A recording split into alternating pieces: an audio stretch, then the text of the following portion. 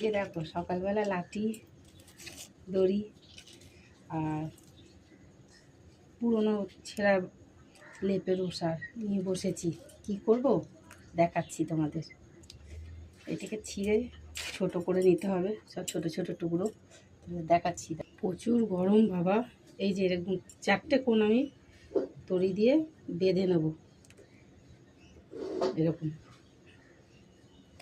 4টে কোণ দড়ি দিয়ে বেঁধে 4টে কোণ আমার দড়ি বাঁধা কমপ্লিট।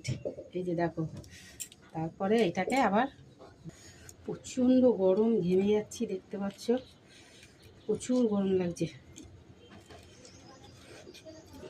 এই সকালবেলায় এত গরম, সারাটা দিন পড়ে রয়েছে এখনো। তো এই দেখো আমার জিনিসটা তৈরি। এই যে কী করবো বলো তো, এই জিনিসটা আমি আমার বাপির কাছ থেকে শিখেছি ছোটোবেলায়। এতে একটু আটা ভেজে দিয়ে দেবো, মধ্যিখানে দিয়ে আর জলে এরকম পেতে দেবো, তাহলে এতে অনেক চিংড়ি মাছ উঠবে, অনেক চিংড়ি মাছ উঠবে এতে। কেমন লাগলো ভিডিওটা একটু জানাবে। টাটা বাই বাই, সবাই ভালো থেকো, সুস্থ থেকো। ও ভুলে গেছি, এইটার নাম হচ্ছে তেকাটি। এটা অনেকে এরম করে বাঁধে, এরম করে। আমি এটা এরম করে বেঁধেছি, এরম করে সোজাভাবে তুলে। এটার নাম হচ্ছে তেকাটি।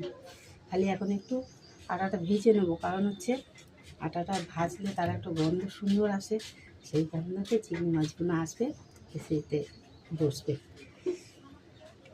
কেমন লাগলো একটু বলবে, কমেন্ট করো, শেয়ার করো।